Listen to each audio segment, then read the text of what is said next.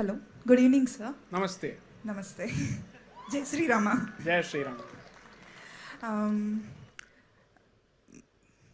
I'm a person who believes that we have to uphold the Vedas if we want to, uh, you know, sustain the current scenarios and to uphold the Sanatana Dharma.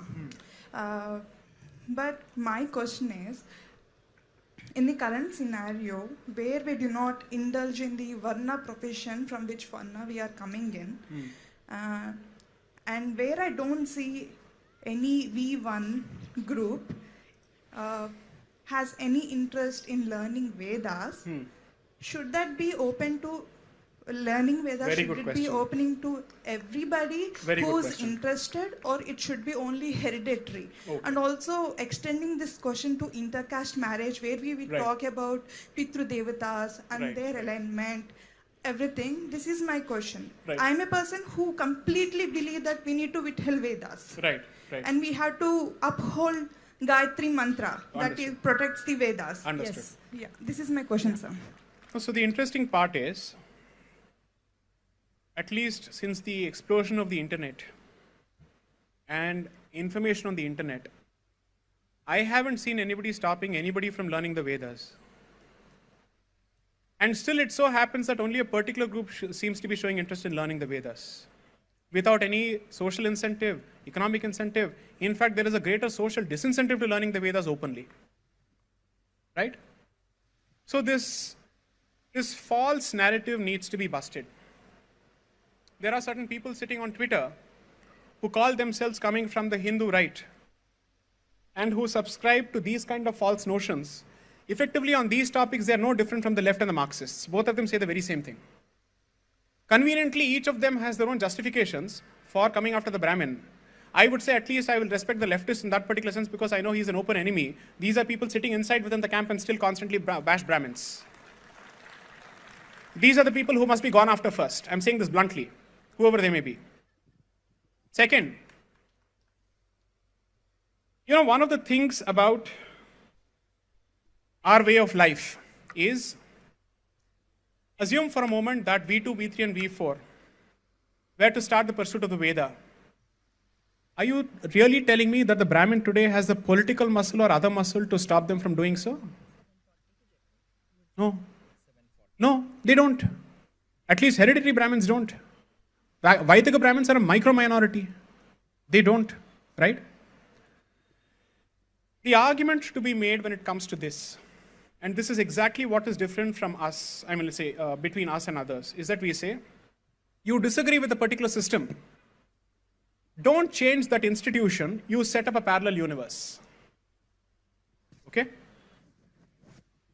Arya Samaj, for all practical purposes, says, does and believes a lot of things which, let's say, Vaidika Brahmins may or may not agree with. I'm not passing a value judgment, I'm giving a statement of fact, right? Now, what do you ultimately leave it to? If you're able to find traction, and if you can convince people that you're the right way, go ahead, do it. You don't change me, you don't change my institution.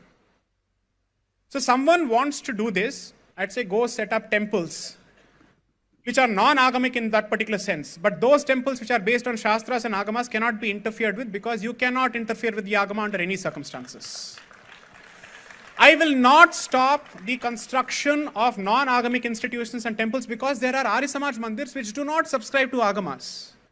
You come to Punjab, you come to Delhi, there are, in fact, most weddings are Arya Samaji weddings, for God's sakes.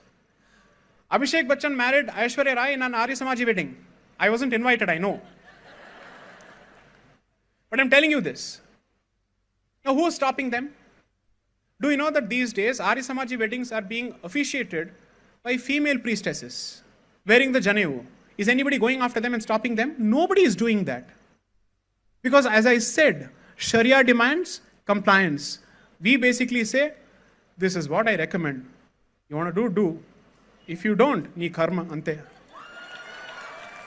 Right? If there is meant to be a consequence for what you have done, it will have. I am nobody to interfere with it.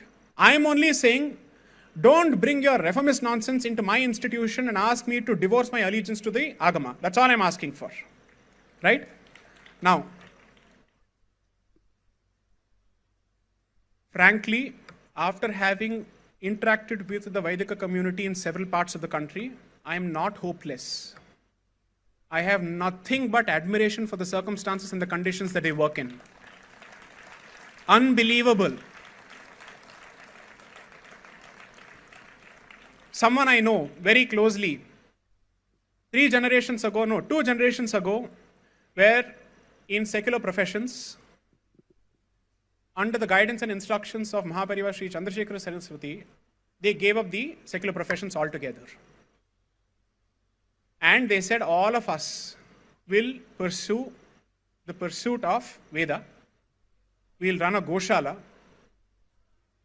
We will educate ourselves in this so-called modern English education through open universities, so that the better part of our time is spent in mastering the Vedas. And I said this on a podcast recently. 8-year-old was teaching a 10-year-old, a 10-year-old was teaching a 13-year-old, a 13-year-old was being taught by a 15-year-old. This is how the hierarchy works there. And you know what they do? Despite the meager income that they make, they know that they'll need at least one person to carry this tradition forward. And therefore, they actually have a better TFR than educated Hindus, or let's say secularized English educated Hindus. Because it is under their compulsion and their commitment to keeping the tradition alive that they say we need at least 2 or at least 3, and we need to make sure that this goes forward under any circumstances. This is how they operate. And families of 10 and 12 survive on a regular income of 1 person. This cunning evil snake can pursue greener pastures in California. Why is he here? Which of these V2, V3 and V4 are coming and saying, we will support you, go ahead, do this? Why? Even the anglicized Mylapore-based V1, who is helping them? They are doing it on their own. Because they are living out the Gita in action. This is what I am expected to do, I will do, independent of success or failure, period. Next.